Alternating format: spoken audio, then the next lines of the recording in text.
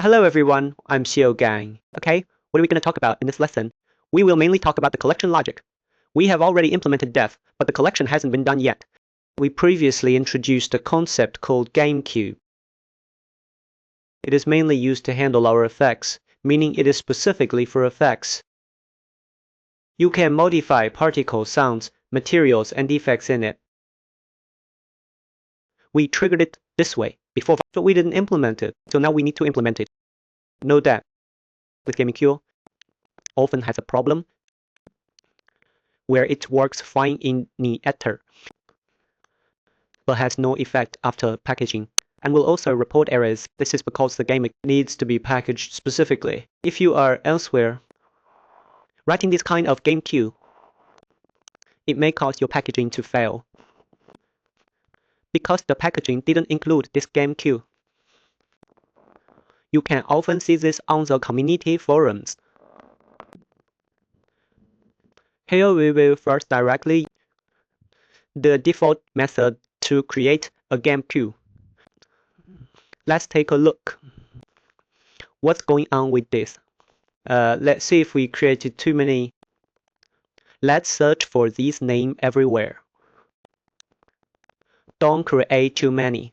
No, actually, the default creation path is under this content folder, the GameplayCue notify path. Then, this path is very important. This path is very important. Let me emphasize this again, because if you write it elsewhere, there will be problems. And pay attention. After you create it first, this tag must be linked. After it is linked, it may only then be visible here. And you will find that here, it only appears here. Do you understand? If you directly create one, if you don't specify it, it's useless if you don't specify this tag. And as for this game tag of ours, it is static. It's actually a bit like how anim notify. An anim notify state, it's like a single point burst or a continuous state. And we don't want to talk about this. Let's delete it. No, we don't use this. As for the related class we use, it is this class. Let's find one from another class. It should be called GameplayQueNotify. Burst latent. Gameplay. It should be this one, right? This is it, right? Then let's take a look. Damn, that's right. It's him. Then we just need to use this name as the name. Let's see. Why doesn't it have this here? We need to change this name to this name. Okay. Then let's find this tag like this. We must match this tag to it. Otherwise, it won't know what this situation is. Okay, after matching it, we can actually modify the default inside. Pyramids like these. We can take a look. Let's delete this. In this GameplayCue, we have some parameters we can change because it can determine and affect some performance or effects. Something like this, we definitely use this often. Let's allocate a few more instances for it. Then we take this Unicode instance depot ingest and put it in. And that's it. Then you can study it in depth if you want. Then we mainly do it here. Print this log. We give it Bruin string. Okay, then here we give a pass this card in. We give it a unt burst. Then here we also have a method. We can also rewrite it. This method should be called unexecute. It should be here. Let's also log it.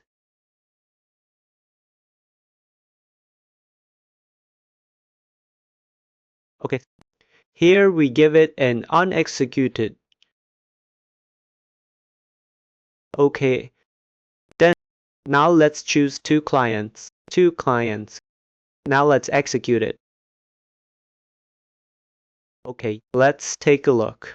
Can you get this point now? Right.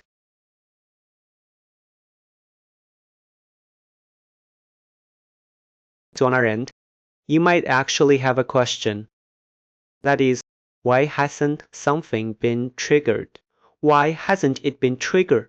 Well, it's very simple. Because we made a classic mistake. That is, we forgot to call the parent class. This parent class call really tests your development, skill, and ability. Because many times, you don't know when it should be called and when it shouldn't. And in this place, actually, we can just not execute it. It doesn't really matter. Let's give it to him. Okay, never mind him. Then we are here. Mainly, we need to call the foo class. Call the foo class. You see, at this moment, it executes. Then why does it execute this? That's also very simple. Why does it execute? Remember earlier we showed you. During the manual, there was this place. You see, it's all connected. There is a gameplay tags here. So the gameplay tags here, it will make the game queues manager go to each client to trigger this game queue. Then why do we use this kind of game queue? It's because we need to use this event, to use this unbrace event to play animations, montage, and the like. Because you know, inside a function, you cannot play that kind of animation with step-by-step nodes. So this is our game queue. And that's how it is used. But when generating it, how is it written inside? Why is it used this way? Let's take a look at the source code. Let's first make sure everyone can get it running. So here we are. Let's delete it first. It should be fine if this is not checked. It should be fine if you don't execute it. Regardless of this, you can see that is, you must execute this parent class. But this is not absolutely 100% certain. It still depends on your business situation. You can say, okay, the reason there is no log here, so I want to delete the log. So what do we need to do here? Actually, we mainly want to play the collection animation, then play the collection animation. First of all, we have a lot of things to do here, because this place is not simply about playing a collection animation. You can shake the screen, change the color of your screen. For example, if you detect that you are taking damage and your health is low, then you need to adjust the entire screen's hue to be darker or something. All of these are possible. Then we will convert it here. We must successfully cast it to character, because it must be a character class. Only then can we play the animation. We just need to cast it to capture. Okay. Alright, okay, this is fine. So what should we do next? Here, let's paste the rest of the stuff for you. Although we won't write it, I'll tell you about it. Here, you can do some force feedback for camera shake, because this part is already done. Here, you can spawn diesels, for example, a blood splatter effect, or based on the different materials or equipment hits. For instance, if I'm currently a warrior, I'd go you, and if I'm currently an assassin, I'd go like this. And here is a delayed impact, or some other miscellaneous stuff. We put this here. These are all from Lyra. We adjust the 3 because this thing is not core. It's already made effect. And the most core part is here. We need to create a damage action event. Let's put it below.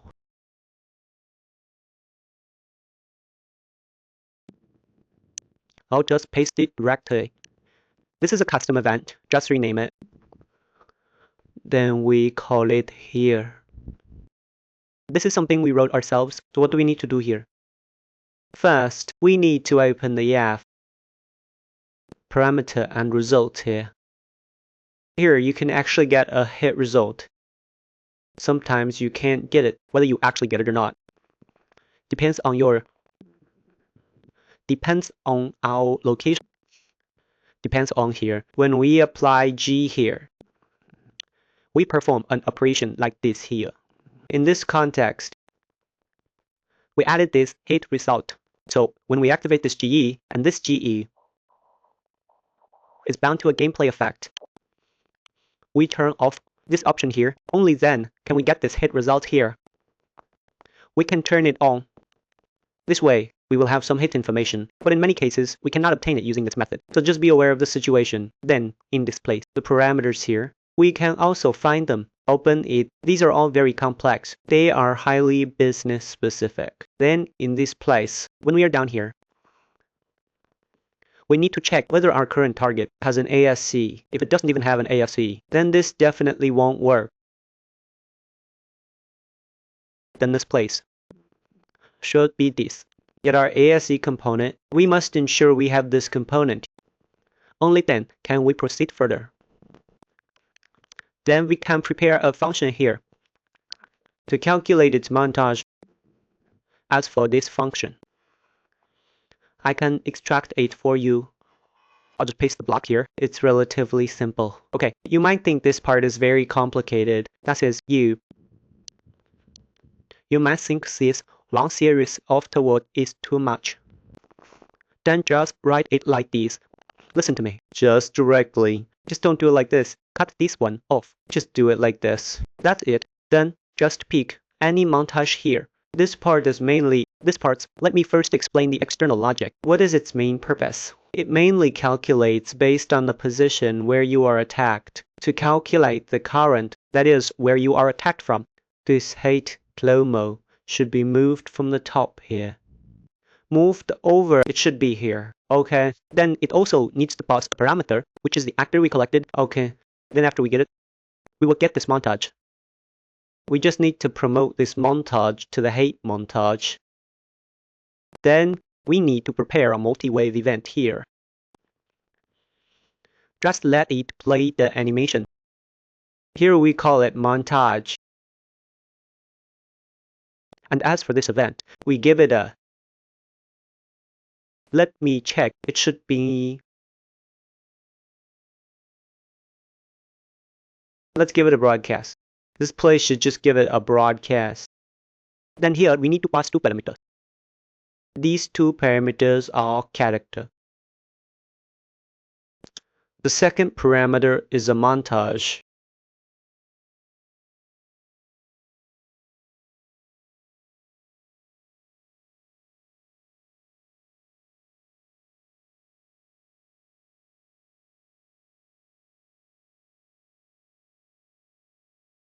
Good. Okay, then we can just call it here.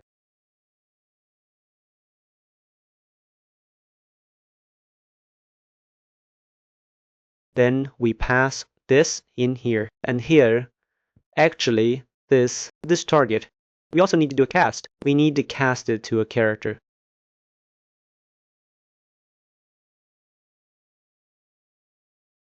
Okay.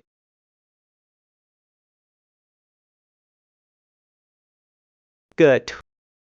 Then we play this montage here.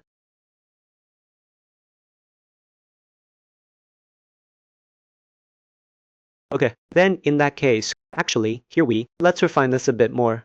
Let's not write it yet. Let's not connect this below yet. A long string. Let's go to our, find it inside this N, those few collection animations we have.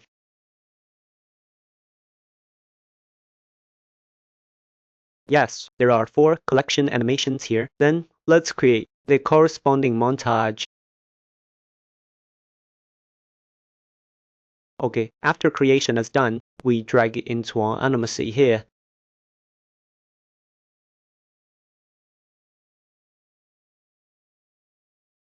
Okay, then here, we change the name of this animation. This part should be M. It's actually the collection animation for 4 directions. We change the name at the end.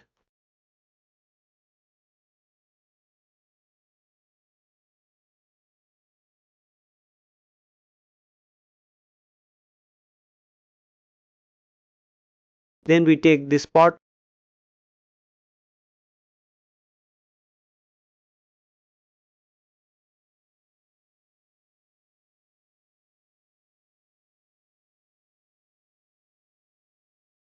and of course, when you look at this animation now, it might not look normal. Right, but when it plays, it should be normal. This might be related to its base pose. Then here, we have a select montage. Let's see where the ability we just had is. It should be inside our machine. In the game queue, should be here. Okay. We'll give this montage directly to him. Add a back one.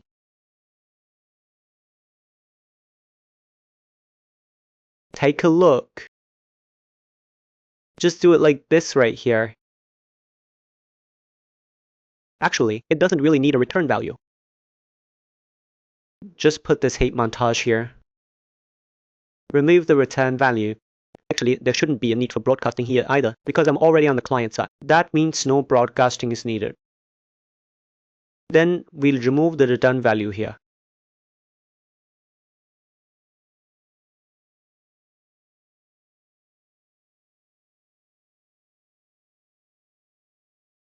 Okay, let's test it now. See if it can correctly trigger this hit reaction.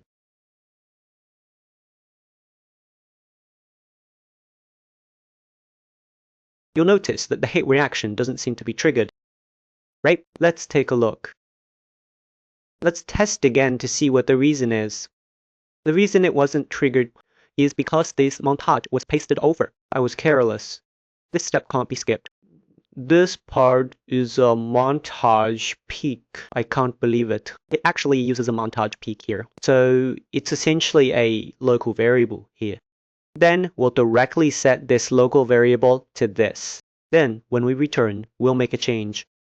This is where we didn't return the value correctly. Let's go back to our function. So here we do it this way. Set it like this. Set list montage. Because I just set a breakpoint and found it was empty. Here, unlearned. So this is what caused it. Let's remove the breakpoint. Let's see. What does this mean? Select montage, not built, play the right. Let's check.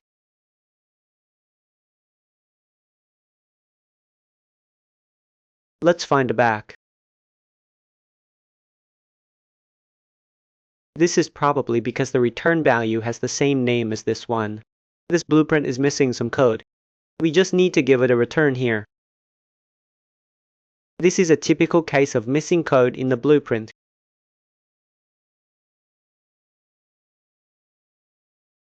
Okay, it's coming in now. Let's ignore the reason for this calculation for now. You can see it has successfully collected, but there's a problem. No matter which direction we hit it from, it always collects from behind. You might not be very satisfied with this, but actually you don't need to delve into it right now, so we'll just connect it below. As for the principle below, it's actually just high school math knowledge. It uses vector dot product. You get the player's forward vector and right vector. You determine which direction the current force is coming from relative to the player.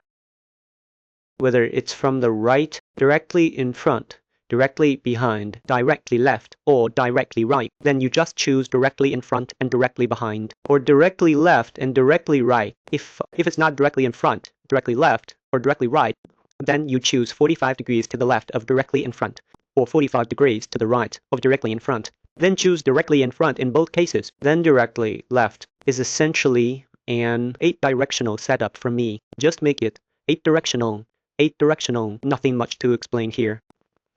I'll paste this thing for everyone here. Actually, this part of yours, this part comes from the leader code. Anyway, you can figure it out by trying it. If you don't really want to figure this out and understand exactly how it's calculated, just move this thing. Or just write a fixed animation.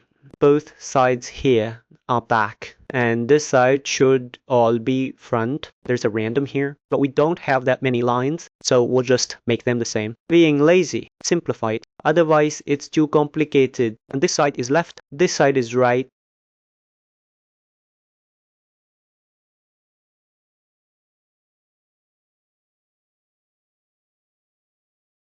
Okay, now let's take a look. Let's take a look at our current.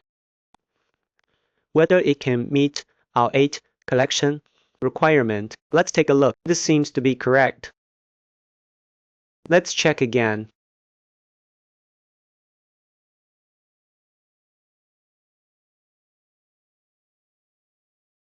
It seems this calculation is still not quite right. Let's check again. The reason it's not quite right is also simple. We directly return it above. Usually, if we remove this line, it will just use the default. Right. After this, you see, this is the left side, right? And this is from its right side. This is from its other side. You can see the direction it leads is different. From the front, you can see.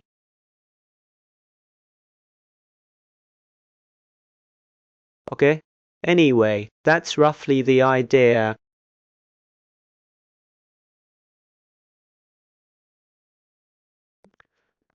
I checked it. Let me check. It seems we haven't actually calculated it. The reason it wasn't calculated, you will find. I printed this value. Let's remove this breakpoint first. You will see this value is 0. But actually, in this place,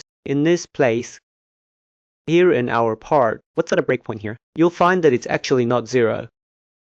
Then you can see here, in this head result field, let's click to open it. You'll find that in this low more section, it has a value. So why didn't this value get passed through? Actually, in this place, after we created this giant pie, we didn't pass it over. It should be missing here. So we just need to add it in. This line was missed. Sorry about that, because when I wrote it myself, there is this multi-receiver function, but now it's gone. I'm just curious what the reason is. If we check it that way, then obviously it was missed during our transmission process. At this point, you will find it is working normally. Look at the left and right now. Right, you can clearly see this back joint and this front joint. The front joint is the head tilting back right. And for the back joint, it is actually this. Okay, actually our design process. That concludes my explanation. That's all.